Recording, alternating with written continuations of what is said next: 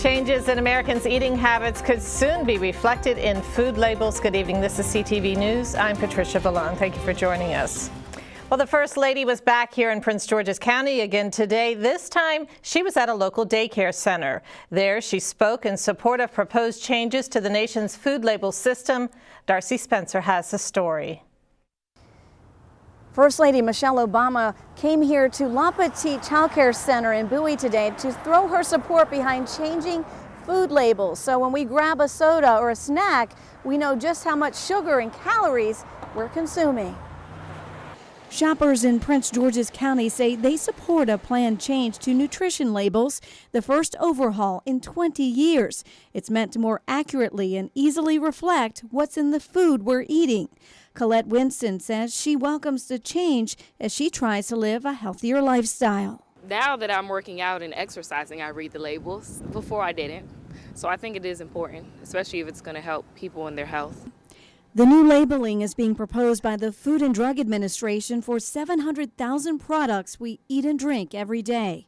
Among the changes, calorie counts will be in large print, and there will be information on how much sugar is being added during processing. Michelle Obama said in a White House announcement this morning that consumers deserve easy-to-read, accurate information. Our guiding principle here is simple, that you as a parent and a consumer should be able to walk into a grocery store, pick an item off the shelf, and tell whether it's good for your family. Nutrition experts say many of our favorite drinks and snacks have unrealistic serving sizes. We're eating whole bags of snacks and entire bottles of soda. So in some cases, those serving sizes will change. Yeah, I think it's good. The more information that you have, the better, I think, and help you to be a better shopper and a better eater also. Claire Hutton is a daycare provider who says it's important also to pay attention to portions. I try to stick to the plan that they, when I was on the food program, they tell us to read the labels and stuff that's on the back of them there. And so I try to give them like that little serving they say about the meat size as much as your hand. That's what I try to do. Now, changing the labels on food packaging could cost the food industry as much as $2 billion. A 90-day comment period starts today. In Bowie, Darcy Spencer, CTV News.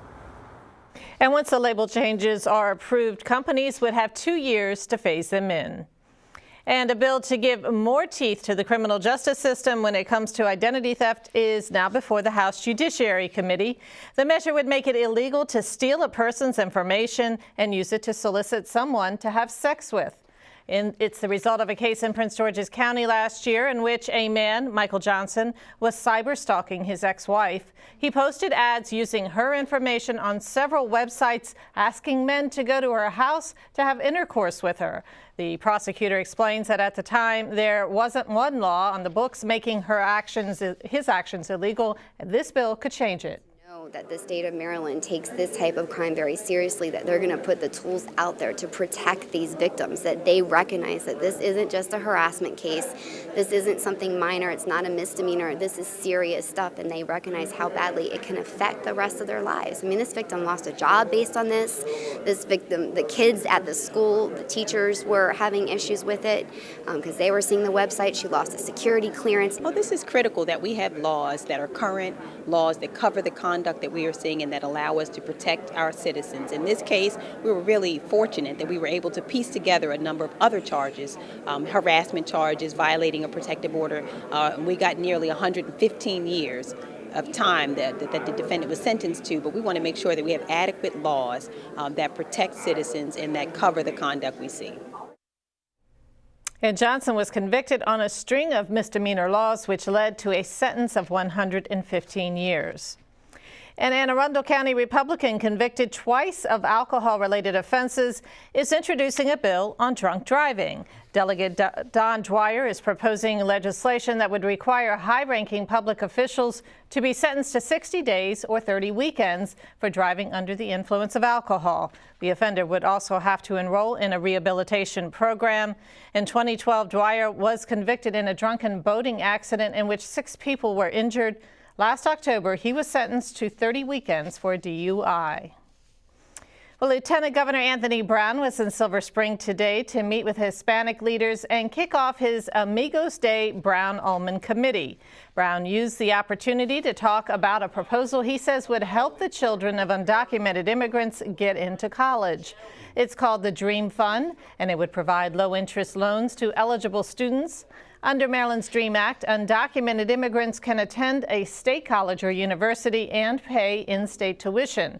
Brown says the DREAM Fund picks up where the DREAM Act leaves off.